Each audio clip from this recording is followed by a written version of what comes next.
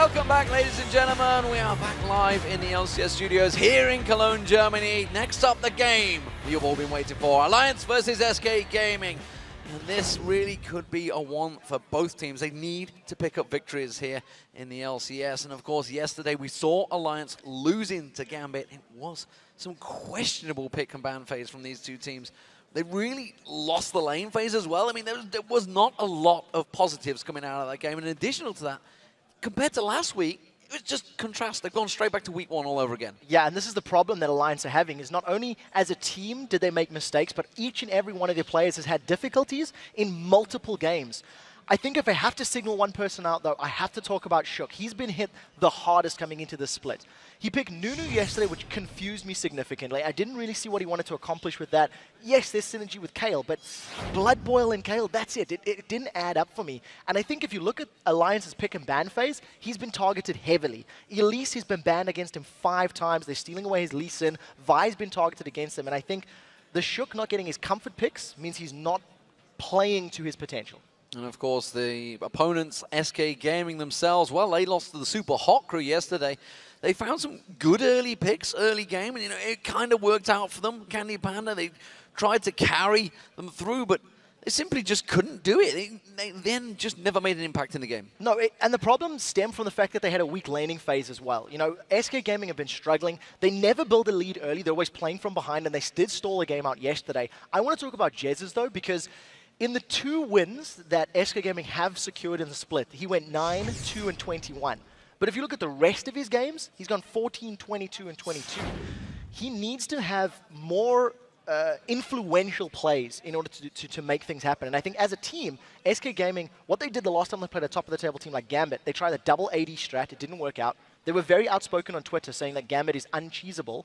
And I'm wondering if against Alliance they're going to try something, you know, of a different dairy flavor, because it didn't work against Gambit. We'll see if it works against Alliance. Well, of course, before we get into the match, Alliance takes a look back at their surprising struggles in week one. Froggen and his somewhat humbled super team are learning from their mistakes, and they are certainly focused on the games ahead. It's Roccat that go 3 for 1 and take down the Alliance again. Well, they're not wrong, are they, the guys in the audience here? 0 for 4 the start for the super team, the team that was built to win here. They've not won yet. In week 1 we had a lot of miscommunication and different ideas about the game, and the team wasn't on the same page in general. So far, like, we didn't play the meta correctly. Our playstyle was flawed. First of all, the way we practiced and stuff wasn't really anything effective at all. We won our lanes pretty convincingly in most scrims, so people would leave the game before we could even end it. And that's like fair on their point of view. But from our point of view, like, we need to like learn how to close out games and stuff. So yeah, we basically went to the game thinking we would win easily on a land setting. I think we kind of took the wrong attitude into the scrims as well, and that got fixed for this week.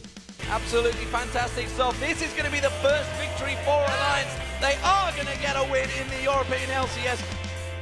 And Alliance are going to pick up their 2nd victory in a row here in the European LCS. A very solid performance, and you can see exactly what it means to them as well. After winning both games, we just felt so relieved. We knew what our problems were and we knew what to fix. I'm not sure if we actually got the momentum or not now. If we keep working as hard as we did last week, I'm pretty sure we'll be a top team soon. Well, it's going to be interesting to see how they develop. We heard Froggen last week in his interview as well, saying he didn't care what everybody else thought. It was what the team thought themselves.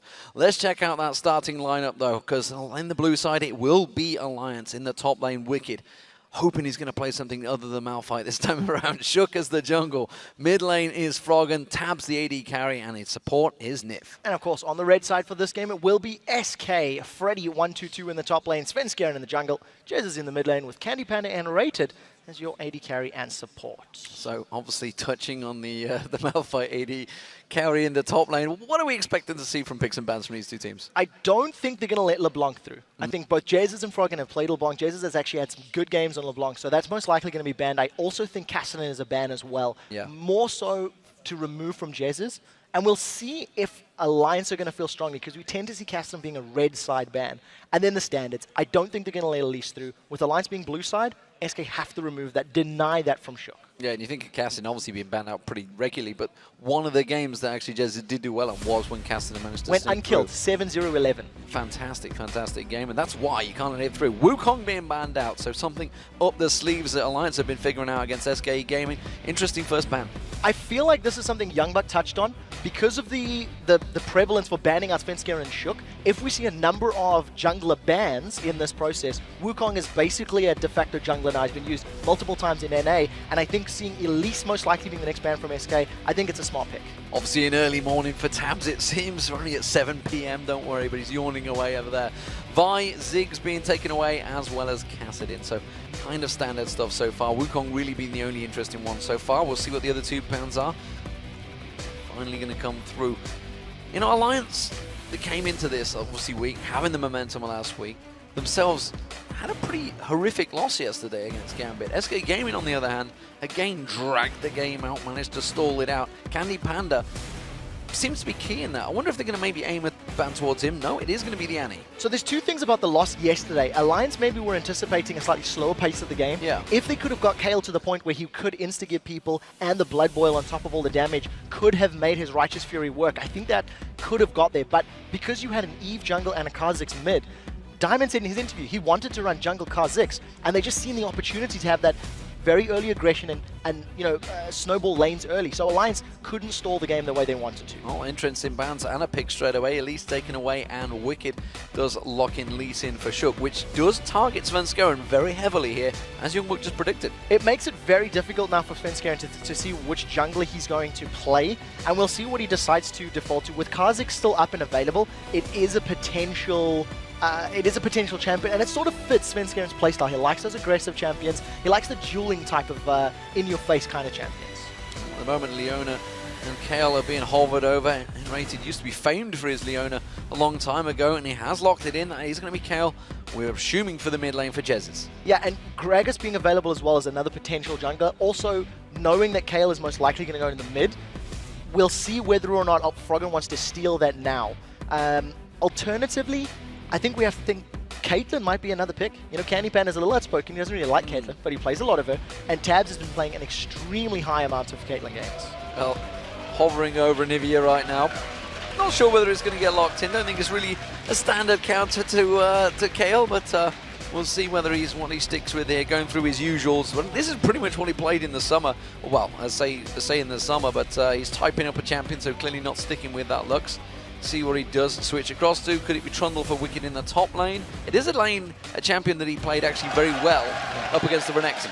Yeah, he actually only gave up 1 death during the course of that game, and I think the way Wicked played his Trundle as a super beefy tank, he absorbed a lot of spells, a lot of cooldowns. It worked very well to supplement the rest of Alliance. Tabs and Froggen had all the time in the world that they needed to deal damage, and so far, Alliance is playing very safe. You've got very sort of defensive champions thus far. Kale is better when you jump onto her because she can intervention and then, you know, protect the teammates. So I quite like what I'm seeing from both of these teams, and I think Gragas is probably a big option that Froggen may be considering. Well, interesting that Freddy is going to go for Renekton because, as we said, we've already seen Wicked's Trundle beating Youngbuck's Renekton last week, so it's obviously a challenge he thinks he can face up there, but the Pantheon being locked in for Svenskeren. Yeah, that's going to be their jungler, and this is really the jungler that's grown in recent weeks. So the 4.1 changes specifically to the Spirit Stone, having the ability to get health and mana back. He sustains very well. Pantheon jungle is somewhat reliant on getting snowballs. You kind of need to get kills very early, or at least objectives with that Grand Skyfall. And we've seen him scale fairly well into the late game. Yeah. Once he gets himself like a Warmogs or a Renduins, he can get beefy enough to be a bit of a tank as well as having the Yeah, we saw damage with Impaler, he went with the Randian Omen and managed to get himself tanky. A lot more than actually damage, which obviously we've seen from the other side, from Jankos going pretty heavy on the damage side. Looks like it could be a Gragas potentially here for the mid lane. would make sense. I think they have to go this way because there's not a lot of wave clear in the rest of the champions. Orianna, once again, defensive pick, reactive champion, still got decent wave clear when comboed with Caitlyn. And one of the big mistakes Alliance made yesterday in the game against Gambit is they didn't really have a way of dealing with waves safely. They had to be in fairly close proximity. Once they got pressured, Alliance fell back, and Nunu does nothing in a tower defense situation. He does not offer your team a whole lot. Lee Sin, on the other hand, there's a lot more utility. He can get in their faces. He can kick a champion backwards like we seen Sinai doing yesterday. So I really like what I'm seeing from Alliance. Well, Jinx may be the marksman of choice for Candy Panda. We'll see whether he locks it in. He's seemingly pretty happy with that one N-rated. Doesn't look like he's going to be changing too much. The discussions between the team happening. Of course, they have 20 seconds, but lots of nodding of heads, which tells me that is going to be the final lock-in. Yeah, so Jinx, once again, just, super record right now in the LCS. One of the most picked, most successful AD carries, and just because of the damage she offers. And when you combo it with the Leona, that's got the ability to add all of her sunlight stacks from her passive, there's a lot of kill potential there. So SK may want to look for a 2v2 to try and get in Caitlyn and Thresh's face. As long as they don't take too much poke from the range of Caitlyn, I think they'll be in good shape. We'll see whether it works. Of course, both these teams did have a loss yesterday, so both looking to get one win at least this week in the LCS Alliance. Well, in the guise of evil geniuses last summer, started off very sluggishly, so almost mimicking that. They have put this team together to win things, and it's a team that Froggen's built. He wanted a team of winners, and at the moment they're not really showing it, but it is going to take them a couple of weeks to go. And if you actually listen to some of the pro players, they've all said, it's a fantastic team of players. Give them about 5 weeks, they're going to be world beaters. Yeah, and you hear from them their own mouths themselves. Froggen saying, the way we were scrimming, the way we were training, our mentality wasn't correct. And I respect them a lot for actually admitting that openly and trying to turn it around. Well, let's check in and see how you have predicted this match will be played out. According to the votes, Alliance tops SK 68% to 32%. No surprise there. Not really. I think Alliance in general, their strength is in the individual player ability. And because SK have fairly slow, weak laning phases, I think that's where Alliance can actually pull themselves ahead and then grab control of the game. The matches they have won is because they've grabbed the lead and they haven't let it go. And what gets me is I'm excited to see Shook on Lee Sin instead of Nunu like he was yesterday. He's a lot more aggressive champion, seems to suit his playstyle better. We'll see how it works out though, because SK Gaming, they are the team that is the most resilient in the LCS, the longest average game time for these guys.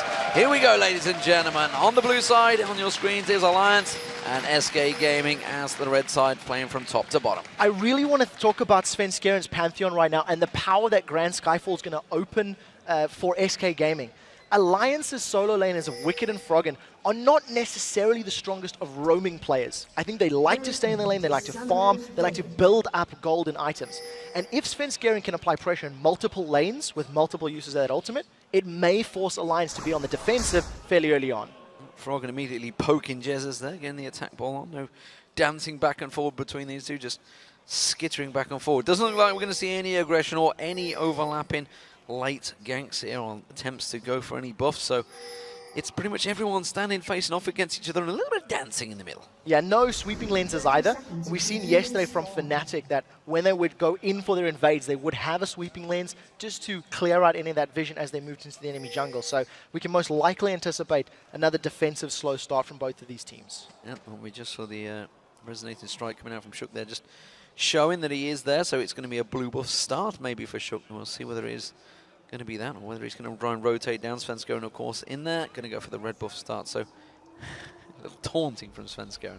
Yeah, I think they're well aware of another's position. Once again, Sonic Wave just missing. Not necessarily super important at this stage. And Shook's going to be aware of the vision. That's actually quite a smart ward from Svenskeren to basically inform SK Gaming of Shook's movements if he tries to counter jungle or come in for that Wraith camp. So I quite like that little positioning. You know what? It's not an Alliance game without a pause. See, we put Froggen on screen like a few seconds, and then that's it. Froggen, please. Froggen, please. Looks like it's Wicked, so he is just going to restart his client at the moment. You can see the refs already told him, who has in turn told us. So we have this direct flow of contact. And again, this time Scott standing in the background, a little bit more dressed. I think very, very serious faces on the side of Alliance. We just looked down the line, and I think knowing that both of these teams are sitting at the bottom of the table at 2-5, 2 wins, 5 losses, this victory will just put them that one step above everybody else. Just give them a little bit of confidence that they need. And I think Alliance is, in both of these teams actually, in desperate need of a confidence boost considering how their games have been going. And let me just tell you, every time you see these, you can see the pictures, obviously, you see the admin in there, and he's basically doing this. He's pointing this. What he's telling the team is, don't pause yet. They have to have both teams ready to go. They can't just jump straight into it. So that's all they're simply doing is like, okay, you ready? Everyone ready? Now let's go. Making it fair. You don't want to catch anyone off guard, especially when it's a level 1 at 1 minute 50 in the game. We'll go back into it, though. Yeah, and it's also like we've got a massive production that needs to be aware of this as well. Absolutely, yeah. I mean, there's an extensive amount of rules in there that these guys have to follow, and hopefully they're all doing it. Well, we are back into the game, and as you mentioned, Shook starting on blue, Svenskeren starting on his red. Shook's actually delaying this one for a few seconds, just waiting for the cooldown on that Sonic Wave. Also quite smart, avoiding 1 or 2 of those auto attacks from Golem while he waits for the cooldown. Just stepping away. Let's have a look at this straight away. We're seeing Froggen versus Jezz in the mid lane. Orianna versus Kale. Both of these kind of strong wave pushers. Yeah, they've both got very good wave clear. They've also got pretty good, early game damage. But I think Froggen should have the advantage because his ranged auto attacks don't cost mana, and they don't automatically push the wave. As you can see, every time Jezz CS's with that Righteous Fury, he's putting himself in a dangerous position. If Shook is to come around after getting a red buff, most likely Jezz is going to be a little bit down that lane, makes it easier for Alliance to set something up. Svenskeren's taking away that blue. He's now got the double. We're seeing Shook going to have that double buff in a moment. See if either of these go aggressive that early on. I think they're just going to continue their farming train. Ward's being placed out already. No, from Jezz. Doesn't want to get caught out by one of those kicks. We didn't want Lee Sin's flying in towards him, which potentially would have happened. Zap flying past Tabs there, missing out. So let's focus on this bottom lane. Tabs and Nif on Caitlyn and Thresh up against Jinx and Leona combo of N-Rated and Candy Panda. Now, the fact that Tabs and Nif are both ranged allows them to harass SK's duo a little bit more often. You know, N-Rated needs to get some levels up on his Leona, and he needs to pick the right time to engage. Leona doesn't offer a lot in terms of early lane presence, but once the threat of a kill is there, obviously she's a lot more daunting, a lot more scary to deal with. Well, it was a good opening trade for Tabs there on Candy Panda, sidestepping out that Zam, which obviously slows him down. This time around, though, look at Shook. He knows there's a ward been placed down that bottom, so instead he's going to try and approach him around the side, but Svenskeren is going to find him straight away, pounces on him, puts a combo down, and Svenskeren already putting some good damage onto Shook. Shook's just going to safeguard away to Froggen. Yeah, Pantheon's one of the few junglers that can actually duel and potentially out-trade Lee Sin at those early levels because he can block auto attacks and because he does have that execution once he's got a few levels when champions get to low HP. So wisely for Shook, he backs away and nothing really comes of that little gank attempt. And of course this top lane combo, we've seen it already, and it was actually Wicked that won out last time around. And against him, and it's going to be Nif diving in, N-Rated, going to try and catch on towards him, gets the stun down. Will it be enough? Has to flash away already. And the Ignite burning on Nif's taking him very low. Yeah, so Ignite was used by N-Rated, and that's what we're talking about. Once N-Rated feels he's got that kill potential, he jumps in. Candy Panda was taking a lot of damage from Tabs and a minion wave, so he didn't want to push forward. Flash and Barrier still available for both AD carries if another grab were to land. Yeah, something we didn't really touch on. Actually, I'm just going to focus on this mid lane because we are seeing the jungler once again laying in wait. Jezz's ward has timed out, so that's why he's playing so cautiously. He's got the ward in the top lane that Pantheon put down. But what I wanted to talk about is this bottom lane, because it's Nif up against Candy Panda. This is the old duo partnership that honestly spans back to Game.D, way back in Season 1. These guys have been together for absolutely years. It's interesting to see how this partnership does against each other. Oh, they've jumped in on Jezz's. Jezz's is going to get caught out here. Has he got enough to flash away? No, the Ignite will burn down, and it's Froggen that gets the kill. That was very good play from Shook and Froggen, and I like the fact that it's Shook that helped secure first blood. He was the person we were talking about that really needs to step up his gameplay to have an impact, and that was a good gank. Jezz's needed to flash away from the Sonic Wave. The fact that he got caught by Lee Sin's Q, that's what sealed the deal and allowed Alliance to pick up that first blood. As I mentioned, Tabs up against Candy Panda down this bottom line. Svenskeren coming down though. He's going to try and come around the side. Tabs may get pounced on. Remember, Nif's already used out that flash, which is why he's going to get jumped on. Wow. A great play coming out there. And the hook on towards N-Rated. They're not really going to have the damage to follow it up, but it's a good trade. That was a brilliant play out of Nif, saving his life. Not only that, the Zenith Blade missed from N-Rated as well. So there was two little things working in Alliance's favor, and they're going to hold on to that small CS lead, and most likely going to keep Candy Panda and N-Rated playing very defensively. Yeah, Nif, of course, with that Dawn and Shield regenerating that health, along with a pot making him sure he gets back up to full health. Wicked up against Freddy once again, back and forth. Freddy has been backed by, get himself double Dawn's blade here. He should be much better trading against Wicked. Wicked seemingly not quite ready for the amount of damage to come out there. That was good play from Freddy, just landing all of his abilities plus a nice minion wave there as well. So having a little bit of extra damage into Wicked, but he'll be able to regenerate that fairly easy. And in terms of this matchup, Renekton should beat Trundle early on. In terms of the laning phase, Renekton's a massive lane bully, he's got more damage, they both got good sustain, but I think once the team fights roll around, the strength of that pillar and subjugate should help Wicked become a little bit more impactful. Oh, Froggen back in that mid lane. He's got the Chalice and Skaren going looking, putting the wards down, and they're both actually heading up to top. Both junglers could be around that blue area tribush. Yeah, they both, top laners have used their ultimates respectively, Subjugate and Dominus. Freddy comes out ahead because he's got way more HP, and they're going to dive Wicked for this one. Wicked's in trouble here. He's going to need the help from his jungler, and he's too far away, and that was an easy pickup there. Sven Skaren coming straight in, getting the kill. So counter gank here from SK Gaming, managing to pick up their first kill of the game, and that was just straight up Freddy. He set that one up, he made it happen. That's a hook on Candy! That's a great hook and a great play, and you know what? He might be able to take him down all in his own. Zenith's play doing the job, but the Ignite's stopping out. Will it be enough? Yes, it will! Nif gets the kill. That was very good play by Nif. Enraged was standing in front of his AD carry, and they didn't anticipate the hook coming in from behind. You know, barrier doesn't work very effectively against damage over time spells, so if you're that low, you're going to get dropped. Very nice play there by Nif and Tabs. I wonder how that would have felt. The old support taking down his old AD carry partner who's defended for so many years, but it was Nif that managed to get that kill in there. So, how do we see things leveling out here? It's a CS difference, a rather big one down that bottom lane. The fact that he has just died as well, it's only going to get worse. 67 to 47, both going back. Only a BF sword for Candy Panda, and now we see a BF and a long sword, along with those pots for Tabs. Yeah, I think quite luckily that Candy Panda had that CS built up already, so he's not going to get completely out-traded now. There's a little bit more damage on Tabs' side in addition to Caitlyn's inherent range, but luckily they should be able to fight, and I actually think once Candy Panda and Enraged hit level 6, Tabs and Nif cannot necessarily afford to play as aggressively. The burst and the kill potential of that Leona plus Jinx and an ultimate is very scary and difficult to deal with. Meanwhile, the top laner Wicked, he's obviously built to his lane there. Gone for that chain vest along with the long sword, so he's just defending off the Dawn's Blade stack that Freddy picked up early on. Freddy's going to continue to bully him, but Wicked seems happy to just keep trading back onto his tower. Remember, he has gone down, which is why we're seeing obviously a CS differential in that top lane. Mid lane, well, Froggen is starting to edge ahead as well, because again, we saw Jez is going down to shoot. Yeah, small advantages here for each of the respective teams, but at the end of the day, Alliance have given themselves close to 1,000 gold lead. You kind of feel like Alliance have made one or two more plays, as it were, during the course of these opening minutes, and I have to give props to SK. They're holding even so far at the 10 minutes. Shook is going to look to interrupt that.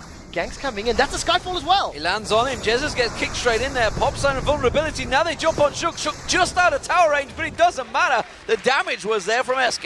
Very good reply from Sven Skaren. The moment that gank happened, he immediately started channeling that Grand Skyfall. I almost wonder if SK were aware of it. Yeah, they pinged it. Yeah, so I didn't see where Sven was standing and waiting. And like we said, the defensive power of intervention is very strong. Enraged, he's got Tabs! He's going to Zenith Blade on towards Tabs. Meanwhile, both AD carries back and forward, but the execute from Candy Panda takes him down, and now Nif's running away from this one, and Rated just keeping him at bay. They got the minions there as well, but Candy Panda realizing Froggen was heading down the river. Yeah, Wicked's going to be in so much trouble with Sven Skaren now. Well, he's got the pounce on him in a moment. He's going to try and jump away. He pops the ultimate. Is it going to be enough? They're trading him nicely on the turret. They will get the slow. Can he turn this one back around? The damage on Sven Skaren, 2 more tower hits will come through, and he has to back off. That was so good, stealing the defensive stats from Renekton, making him take more damage from the turret. It also heals Wicked when he throws down Subjugate. And as soon as he puts down the Frozen Domain, the W, he also gets a healing increase from his passive and from his ultimate. So very good play from Wicked on that Trundle. I think if SK had maybe gone a little sooner and not necessarily waited for all that tower damage, could have worked out a little better. Well, that chain vest doing its job, just Lantern being scooped in there. Jezis, meanwhile, has got Shoot coming around the side once again. Sidesteps this time, kicks him back in towards Froggen. Tries to flash away. Is it going to be enough, though? It may well be. Shockwave is available. Ultimate already used. Sorry, Shockwave was not available, but it pulled out the intervention from Jezis. It's a minute and a half between cooldowns on rank 1 of that intervention. It is almost always up. The cooldown gets even lower as you level up, so I think Alliance maybe mistiming that intervention just a tiny bit. They maybe wanted to set that gank up a bit earlier. At the end of the day, managed no real loss outside of those summoner spells. But again, it does force Jezz to go back, and the CS continues to flow in Froggen's favour in that mid lane, which is why he's now backed off and got himself that Athene's and Holy Grail already. Meanwhile, the 280 carries, well, they're going for that Bloodthirst, the first item. No shock there. No, nothing at all. And I think Tabs is most likely going to go for that sort of Legolas build on Caitlyn as well, which we do see very often on Caitlyn players. It was Tabs that actually started it. There we go. And in terms of your lane presence, all of a sudden, with Enrated and Candy Panda being above 6, Tabs and Nif are a lot more defensive in this lane. They're not sitting pushing up hard. They're not trying to poke out Candy Panda and Enrated because, as we said, of that burst potential. Yeah, Enrate has been landing their Zenith Blades. Freddy trying to farm between the two towers here, trying to keep the pressure on towards Wicked, but Wicked's not really having any of it. Does put that ward down to the tri-bush, and he's happy to just go and do the exact same. Yeah, I actually feel like both of those top laners haven't backed in quite a while. I think they're sitting on quite a lot of gold. So if we have a look at those gold numbers, you'll actually see that Wicked has got 1,600 gold in his back pocket. Freddy's sitting on 1,900. So when they do decide to back off, oh, they've caught Nif. Nif tries to flare it out. Oh, he's going to get caught on the chompers. That's going to be the solar flare down as well. Zap catches on him as well. Oh, but the execute from Candy Panda not landing with the super mega death rocket. Yeah, he just managed to sidestep the one. I think it was very apparent that Candy Panda was going to use that ability, and pretty good defensive play from Nif and Tabs. Enrated is just going to keep doing that over and over and over, rinsing and repeating. And considering there was a 20 CS advantage for Tabs earlier, I think Candy Panda has brought himself back into this lane very, very well. Yeah, with the help of that start kills, assists by Enrated, helping him lock down that AD carry. Froggen, well, he's taken the rates. No surprise there. This is something we've seen him doing since Season 2. Meanwhile, Shook, he's been looking for the kills all across the map. Yet to really pick them up, because everywhere he goes, Vanskeren's there to counter him. Yeah, and I think this is actually quite smart. They realize that the Solar Flare is most likely still on cooldown, so I think the decision-making from Alliance now to move in with that ability not being available is quite smart, but unfortunately the wave is pushing, so it would be a tower dive, which is ill-advised, and Shook is undecided. You see, he eventually just walks away. They're not strong enough, or they don't even have burst to dive under a tower.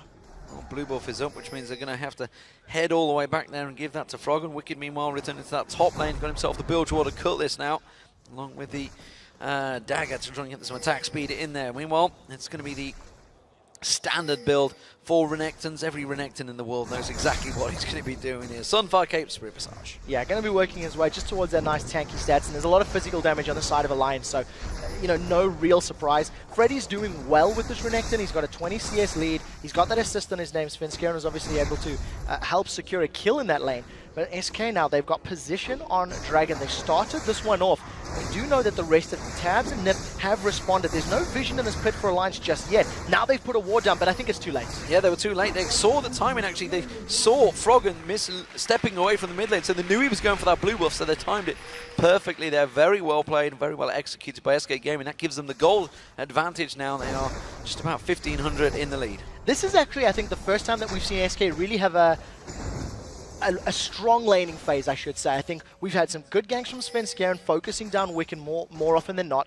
And Candy Panda, after his performance yesterday, he is playing like a machine. He hit over 500 CS with his Sivir, even though they lost to Super Hot Crew yesterday. If we can get to similar numbers on Jinx, he should have a lot more carry potential.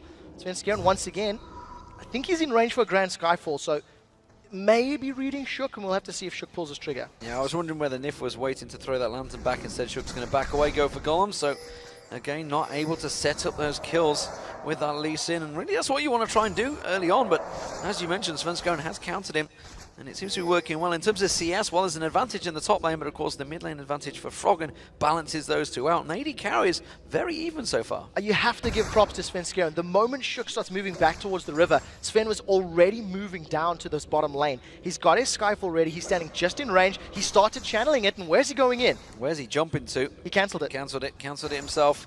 Of course, that will mean the cooldown is very short. We should be back up any second now, which is why Candy Panda, again, is pushed in there, waiting to see whether Enrated maybe was going to pull the trigger. Of course, the Solar Flare paired with that Grand Skyfall would certainly be pretty devastating on whoever it landed on. Yeah, and then just all of the damage that they've got to follow it up. So it's quite a scary combination on the condition Enrated hits those skill shots. I think Enrated hasn't had the strongest of performances. He's even called himself out, saying he's not playing at the level he feels he should be. So we got to make sure he actually gets those solar flares down and gets those zenith blades onto the right targets. Otherwise, the combo is not necessarily going to be as strong. Froggen is starting to snowball a bit of a CS lead in that mid lane, because every single time he goes away, he's taking those raids. So you can't quite read into the gold, because obviously the small raids counting as a minion, only 4 gold, doesn't really stack up, but it is starting to get some big numbers. Yeah, it's going to help Froggen out with his Sorcerer Shoes and his Athenes already completed at the 16-minute mark. He's going to get to those powerful Shockwave stage a lot earlier than some of the Orianas we've seen during the course of the split. I also like the combination with Trundle and with Lee Sin, who can get into a fight, pull everybody together, make it quite devastating, and just allow the tanks up front to just have body blocking for Tabs' Caitlyn. No, Svenska is going to step across. They had full vision. And this is something actually SK Game have been doing very well so far, keeping vision of Shook. Absolutely everywhere he goes, they know exactly his position, and he keeps getting close enough just to get that Grand Skyfall if it is needed. Yeah, decent wards here from SK. They've got 3 pinks on the map already. We'll keep an eye on how long they last. Grand Skyfall is being channeled. They want Nif! Oh, Nif's going to flash away. It's not going to land. That is the ultimate use. Zenith Blade didn't quite catch in, but Nif, flash was used. Yeah, again, trading an ultimate for a flash, I think that's still a successful gank. It makes Nifmao even more hesitant to push out in the lane. And this pink ward in the Tribush is a pretty good ward from Alliance. I almost like the pink wards a little deeper in your side of the jungle because they're permanent. You know where they're going to come in for things. Solar Flare! Solar Flare on Nif. Nif's going to get caught out. He goes down. Candy Panda gets the execute again with the Super Mega Death Rocket. No flash on Nif. That means he's an easy target. You've got great tower diving with Leona and with Pantheon. Ooh, Candy Panda eats the Sonic Wave. Oh, I was wondering if there was execute potential for Shook. He's only got defensive stats though, so not enough damage to really guarantee that kill. Zap catching on Tabs. He's very low on mana as well. Can't really follow through. We're going to see Jezzes and Froggen going at it. Jezzes taking a big wave of damage there. Shockwave pulled, but intervention perfectly timed. Disrupts all the damage. Yeah, Jezzes was just waiting for that spell animation to start. Avoids the damage, does manage to get out. And I actually like seeing Jezzes challenging Froggen. Even though he's a little bit behind in CS, he can trade evenly because of the damage amplification that Kayle has from her Q. So smart play from Jezzes, and we'll see how we can trade in these next few minutes. Well, teleport was used by Wicked there. We'll see whether it's available just before the Dragon. It is up in 1 minute 50, so it's going to be a very close timer if it gets stalled out, because I expect the next Dragon to actually be contested over at the moment. Though Wicked going back to that top now with the Bilgewater Cutlass up against the Sunfire Cape and the Spectre's Cal. Spectre's Cal, that's the one I was after. I'm going to be maybe a little rude here. You're expecting Dragon to be challenged by Alliance, and if Alliance do not challenge for it, they have gone back to week 1 where they didn't have vision, they didn't make calls, they didn't play for objectives. That's what cost them those 4 games during Super Week. So we'll have to see if they get any vision done, because as it stands, there's 1 ward very deep in the river for Alliance, and those pink wards covering Dragon and a little higher up, they've been sitting there for SK for a while now, so SK is going to be well aware of any intentions from Alliance. Interested to see how that trade's going in the top lane. Back and forth. Grand Skyfall coming in, and it's going to be on Froggen. He's going to manage to get the stun down there. Shook comes straight in, gets the shield on him. Is it going to be enough though? Froggen have to flash away. Does get caught out. Jensen, oh, it's a giant shockwave. Intervention comes in. Shook's going to get taken down. No, he gets saved. Super Mega Death Rocket comes in. The Ignite's not going to be enough to take Shook down, but it was a great trade nonetheless. Alliance go 2 for 1. Yeah, very well played in that situation. I think Shook, once again, now realizing, hey, Sven Skeren's responded to every single one of my ganks. Let's see if we can force his hand. Managing to land the counter gank, and the Shockwave only became available during that fight. Froggen did not have it when he got jumped on, and as he flashed away, cooldown became available. He took the shot and managed to work out. With the kills they've got, now Alliance are getting some wards down, stealing a blue buff, potentially, unless Enrated has anything to say about it, and they may set up for Dragon here. Remember, Super Mega Death Rocket was just used. Shook taken low already there, has to back away, and that's going to be the Zenith Blade on towards Nif. They get the stun down. Candy Panda follows through, hasn't got that ultimate available yet.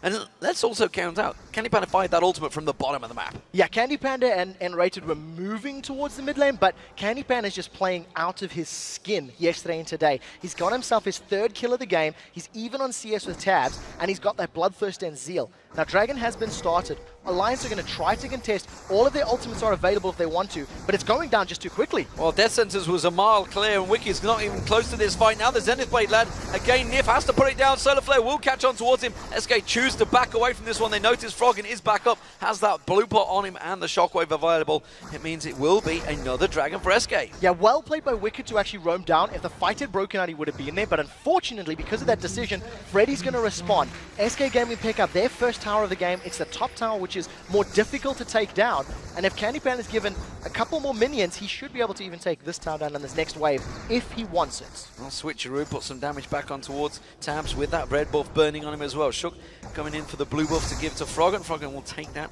quite happily, and you know, with that trade going along, it kept Freddy with a big advantage in the top lane. And this bottom lane is getting really quite edgy. SK Gaming really starting to put the pressure on Alliance. I actually think SK Gaming are far and away ahead in this lane right now. Tabs has actually picked himself up that Cloak of Agility for the critical hit chance. If he gets a lucky critical hit, he can then carry on following it up with the damage. Caitlyn does not offer anywhere near the raw amount of damage that Candy Panda does. We do see Jez roaming to this bottom lane. Svenskaren's coming in range, most likely for a Grand Skyfall. So the focus is the tower. If anyone sticks around, I think they could even go for some kills if they wanted to. Yeah, Froggen was actually trying to counter that one, passed it through, and this is something we talked about yesterday. We were talking about with Deficio, how Jesus needs to start roaming, and that's actually what he's looking to start doing. He's trying to make some plays out for his team, and SK Gaming are looking very good in this one, obviously with a nearly 3,000 gold lead. Once the KO gets going, it can be very hard to stop. Froggen is going to have to really be on point with those shockwaves. Again, Zap landing onto Tabs there, and if doing what he can to keep him at bay, but they keep on shoving them waves onto Alliance. Yeah, we haven't seen a single large-scale fight, and I actually think that the way Froggen is playing his Orianna so far, he's probably going to have some good shockwaves, and we need to see who's going to have a bigger impact in these fights, Wicked or Freddy122, because once again, they've just been living on their island up in the top lane. A lot of gold to spend for many of these players, and the tower is still standing. Tabs and Nif have defended this for so many more waves than I was anticipating. Well, Svenskaren's close by, but he was going to get it spotted out by that ward. That will be the tower going to SK Gaming. Second one of the game. There's the Zap landing on Nif. They're going to wait their time in this one. Candy Panda keeps the damage onto Nif. Grand Skyfall's going to come down. He's going to land on top of Nif. Death Rocket does come in. It's Tabs. He actually jumps up, but he has to back away. Death Center's coming in from Nif. Shook comes flying in from the side. Doesn't manage to get land anything, though, and they do back away. So Flash is down on both Tabs and Nif once again. One Grand Skyfall getting the summoners from Alliance. What SK Gaming have been doing is they continue sieging after that, and then they go for the dive with the Leona once her cooldown becomes available. But as we said, there was a lot of money on the side of SK, so they're going to back away. Giant Spell picked up for Enrated. He gets a lot of bonus armor and MR from his Eclipse, the W, so that makes his effective health even more effective. Candy Panda, a lot more additional damage secured. Jez is not really worrying about Froggen's farm, despite the fact Froggen keeps on trying to clear those waves. Jez is just shoving them straight onto it. And at the moment, all lanes seem to be going SK Gaming's favor, despite the fact there is that big CS difference. It's hard to counter because of those little wraiths they've been taking on there. But so at the moment, Shook once again is falling behind on Svenskeren. He's not really performed with all the hype that was surrounding him. Certainly after the Battle of Atlantic, he did fantastic against Dignitas, but once the LCS has started, he struggled. Yeah, and you know, it's because of the fact that he hasn't been on Champions that he has been able to make a play with. It's actually a similar situation as Impaler from Super Hockey. Yeah. When he's not on Vi, Impaler struggles, and when Shook, to be frank, is not on Elise, he's not as scary. This performance, though, is a little bit better. I think he's had some good ganks. He's actually countered Svenskeren relatively well, and he's been in place to defend the lanes that are struggling. So it's not all bad, but he's not necessarily helping Alliance win. Well, that was the top lane pressure as well. Freddy continuing to try and shove on towards Wicked. Meanwhile, down the bottom here, we see the wave minions continuing to push on there. Candy Panda wanting to try and get some damage onto the inner turret, and they're going to have some free time here because Tabs is all on his own. Meanwhile, the top lane, you can see Dominus was popped by Freddy. He's already taken that turret down, and he's giving chase on towards Wicked here. He's going to keep on going. The slice comes out and just forces him back. Yeah, it's going to be so difficult for any one of these champions to kill each other because of the power of Dominus and because Wicked still had Subjugate available. Now that Dragon's up in about 1.5 minutes time and Teleport is available from Wicked, we'll have to see who's going to make a play for this one. Look at the lifesteal from Wicked. Well, the AD carry is going a little bit different. Of course, Static Shift being picked up by Candy Panda. We just saw him taking the golems down there with it. Phantom Dancer, meanwhile, picked up by Tabs as the second item instead of that last Whisper early on, trying to keep the pace with Candy Panda. Yeah, and the mobility it also gives you is very important for Tabs. Because Renekton and Panther are going to be diving onto him, I think the ability to just kite a little bit quicker with Phantom Dance is going to help out. Now Freddy slices once, dices twice, gets away for the time being. Yeah, Resonating Strike will not land. Shook tries to get back on towards him, but he just backs away from this one. Now the red buff, though, is being stolen away. SK Gaming starting to have their wicked way with Alliance. Froggen needs to respond a little bit more. There's so much pressure in this bottom lane. The moment Shook showed himself up top, SK instantly invaded. They stole every single camp in this bottom lane, and it does look like Svenskeren, they may want to go for a dive on this one. Grand Skyfall is available. He started the channel. Tabs is trying to get away from it. Nif's going to get caught out. He's going to get separated. The choppers goes down. No chance there for Nif. And that's all simply stemmed from SK Gaming coming in, taking the red. Froggen not really keeping the advantage and not following through. They've got to be careful in their own jungle. Yeah, and that actually stems from Shook being up in the top lane. They've caught Froggen out. He's forced to flash because there was a red buff in Candy Panda, so he's going to get the range from that rocket launcher. Dragon is up in 10 seconds. SK have position on this one, and they should be able to pick it up fairly safely, knowing that Nif isn't there to aid Alliance in a fight. Yeah, 6 seconds, and that will be up. SK Gaming do have the time in, but they're more interested in the blue buff first. Jesus will get that, keep that cooldown on. So Dragon spawn. Let's see if anyone goes for it. At the moment, SK Gaming, they're going to play it a little bit more cautiously this time. We do see Unrated looking, setting up for a gank, though. I wonder if they're trying to bait in Alliance right now. Knowing Dragon's there, knowing Alliance are going to most likely check for it, you can see in the Unrated still hanging out on the top. Wicked started to channel the teleport, and I think SK forced to back away. Oh, he was in perfect position to go for Froggen there, but the rest of the team were unsure on it.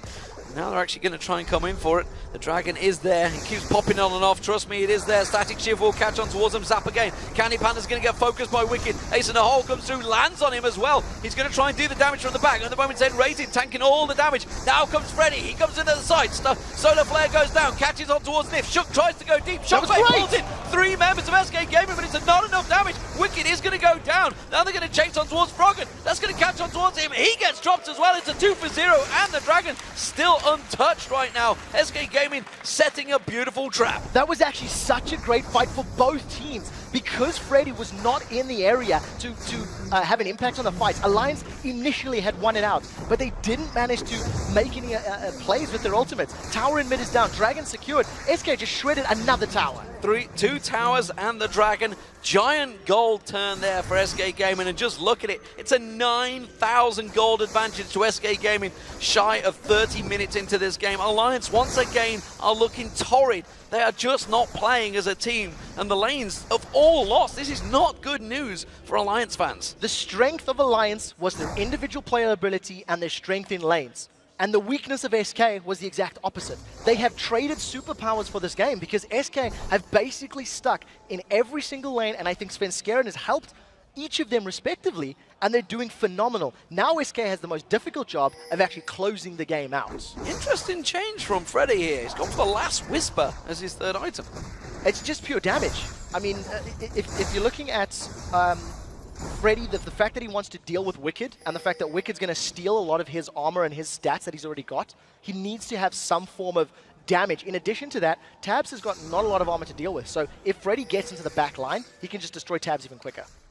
Alliance have got 4 members in that mid lane trying to push it in there. They know that Candy Panda's down the bottom. He's going to wipe out that wave and keep that pushed up, while the rest of SK Gaming are trying to close in on them. They're going to chase on towards Jesus. They will catch him. They kick him in there. He's going to use that intervention. Grand Skyfall's coming back in. Now it's time to evacuate. Shockwave pulls him in. Does manage to get Jesus down. Froggen taking a hell of a lot of damage from the side. Freddy comes in. That's going to be well, Froggen going down. Shook's going to be the focus, the target next. Can they catch on towards him? You bet your life they can. Freddy will pick that one up. Nif's trying to back away at the side there. He has to flash away. Svenskeren will follow through, and he's going to get caught out as well. He's going to try and get away. He did manage to get a play down, doing what he can to try and help escape. Uses the hook again on towards the minions. Vision. But Svenskeren gets the vision, puts the ward down, hops on towards them, throws out another spear. They're continuing to chase. The whole team is coming up here. Nif won't get away from this. Svenskeren will get himself a kill.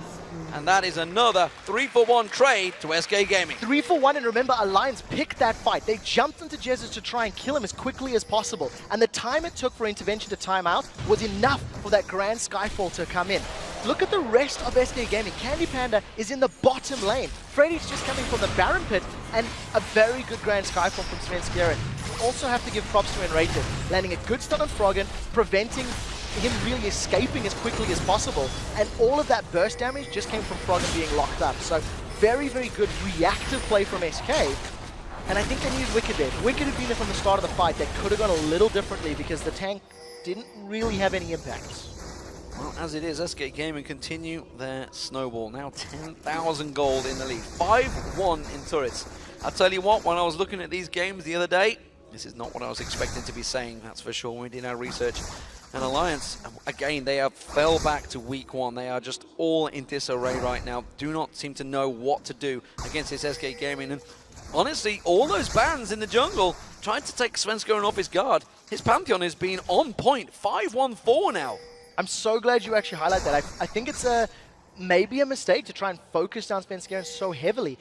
We talked about how important the LeBlanc was, and we talked about the potential of that Kayle, you know, that it could be played. Froggen tried it yesterday, didn't necessarily work out. Now SK, with the strong advantage with 3 sweeping lenses, they are now moving around the map. They're doing the best they can to deny vision and gain control of this Baron pit. Enrated's looking for a solar flare. They've caught Froggen! They've caught Froggen now. Shockwave was pulled, but he goes down before Candy Panda just drops him down. It's Enrated that picks up the kill. Skyfall coming in once again. Who will the man drop land on towards? Can they go on towards Shook? No, they cannot. But it doesn't matter, mid lane man is down. Yeah, and I think with Froggen being down, SK could potentially go for Baron. Even if the objective is not to kill Baron, they could bait the rest of Alliance towards them, peel away, and then try to set up some kills. Intervention is still up for Jezz, so we'll see how Alliance play this one out. Baron cost games yesterday. Look for SK. I'm expecting them to peel. I think they want the fight. They're going to go on towards Wicked. They lock him up, and look at the damage on him. He is the tankiest member, and he goes down like a paper plane, and he just gets dropped. The Baron is now being focused on. They will take this one down. Shook desperately tries to come in. He's just too late,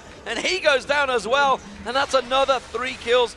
Alliance are dropping, and they just have no response to SK Gaming. Shook had to try go for that steal. He needed to actually just at least do the smite. Wicked was killed so quickly and was stun locked for so long, he didn't even get subjugate off. He didn't even get the stats or the health from his ultimate.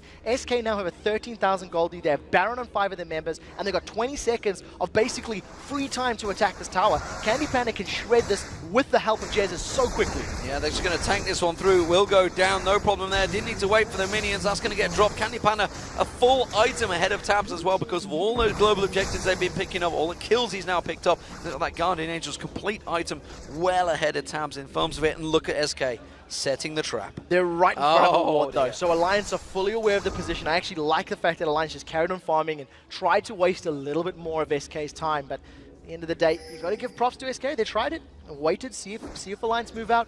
Now they've got an inhibitor down. I think they should push the other lanes, get those last towers, and if Alliance overstep their bounds, SK can win a team fight and close the game. They have gone back up to the top, and Alliance are trying to take advantage here. They're trying to rush the mid lane, and it may actually catch them out of position, but don't forget, SK Gaming have got the Baron. They could just shove on straight down that top lane. They could outrace them.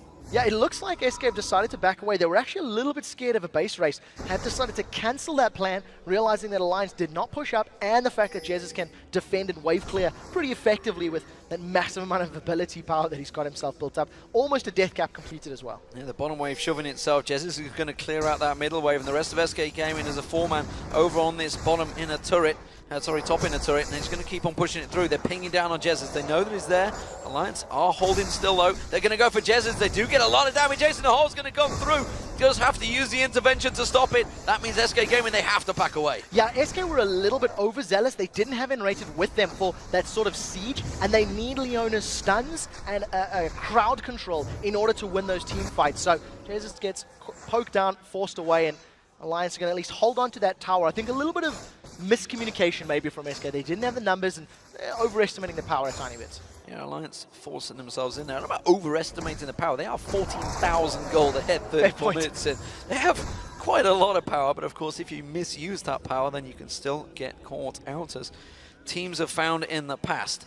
So Svenskeren has decided HP, armor, defensive stats, not relevant nor important for Pantheon. Bloodthirster, Black Cleaver, Lost Whisper, Spirit of the Elder Lizard. That's the de facto jungle Pantheon out, and it works. He's had such a good play. He's picked up the kills, and as long as he can burst somebody with the help of Jinx and Kayle, they've got so many ways to just execute you and chase. And the difference is, obviously, he's not the one that's going in. We look at, say, Impaler, yes, he had to be the front man. He had to be starting the fights. Of course, it's Enrated that's going in, which is why he's got no Banshee's Veil in there. Giant's Belt picked up. He's more than a support now. He is a full tank.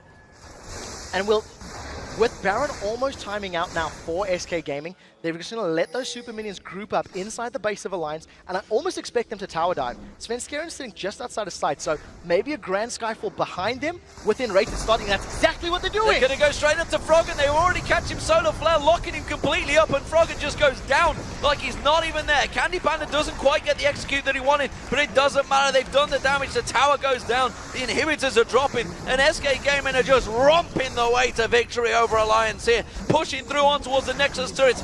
3 members of Alliance desperately trying to keep them at bay, but the Baron is still on. N-Rated locks up onto Nif. He's forced to back away. The Death Sentence only catches on a minion, and it's SK Gaming that take down Alliance for their 3rd victory. And wow, what a feeling it must be. Mixed emotions, I'm sure, for Nif, because that's the team that he left. And N-Rated, who replaced him, really led his team to victory with a 1-0-10. That's the biggest smile I've seen on N-Rated's face in a number of games, and he deserves to be happy. I was questioning his play throughout the last few games. He's questioned his play. And that Leona, there was no doubt at all. He landed every single solar flare, and I think once they knew tabs and nifs, like flashes, were down in lane, he just committed at the right time, got his carry kills, and Candy Panda can carry. Yeah, and the combination, honestly, with N-Rated starting setting up those kills, Svenskeren jumping in with that Grand Skyfall, it's a combination that seems to work very well for SK Gaming, and of course Candy Panda. He tried to carry his team to victory yesterday. The rest of his team did it for him today. Very well played. It was a great team effort. You know, you look at every single one of their scorelines. N-Rated went unkilled. Freddy went unkilled. 5-1-8 on Svenskeren. You know, Youngbuck said we're going to target Svenskeren. We looked to pick some bans. It was 4 jungle bans thrown in there. So 3 jungle bans rather. And I just think it was great play from Sven. His counter ganks were good, and his actual aggressive ganks worked out as well. So overall, lots of plays that happen, lots of solar flares, Grand Skyfalls, or man drops as we like to call them. What was your favorite moment in this match? I actually think the fight where they caught Jesus out in the mid lane, and Shook sort of flashed, did the insect kick backwards, as it were, and instantly all of SK responded. They all did their jobs perfectly. N-Rated peeled for the team. Freddy got there and destroyed Froggen with the last hit. Candy Panda sniped from long range. It was an AoE team fight without SK even being there. Absolutely fantastic stuff. Of course, you guys at home can tell us what your favorite moments are in that game, where you tweet us at LOL Esports and using the hashtag LCS Big Plays, and maybe, just maybe, you'll see yourself on the screen next week. I think with this particular matchup, SK is going to take a lot of confidence into their next games, because that was the strongest performance we've seen from them in the laning phase.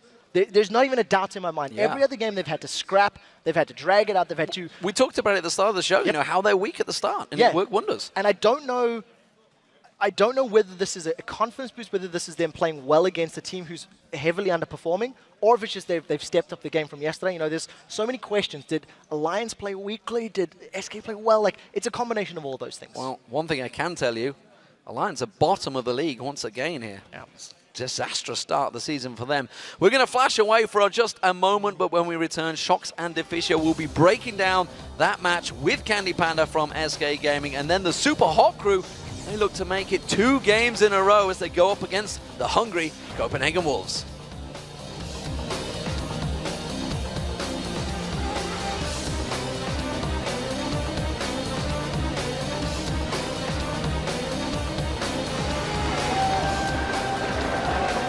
Grand Skyfall coming in, it's going to be on Froggen. He's going to manage to get the stun down there. Shook comes straight and gets the shield on him. Is it going to be enough though? Froggen have to flash away. Does get caught out. Jess, oh, it's a giant shockwave. Intervention comes in. Shook's going to get taken down. No, he gets saved. Super Mega Death Rocket comes in. The Ignite's not going to be enough to take Shook down. Exactly what they're doing. They're going to go straight up to Froggen. They already catch him Solar Flare, locking him completely up, and Froggen just goes down like he's not even there. Candy Panda doesn't quite get the execute that he wanted, but it doesn't matter. They've done the damage. The tower goes down. The inhibitors are dropping, and SK Gaming are just romping the way to victory over Alliance. At all. He landed every single solar flare, and I think once they knew tabs and nifs, like flashes, were down in lane, he just committed at the right time, got his carry kills, and Candy Panda can carry. Yeah, and the combination, honestly, with N-Rated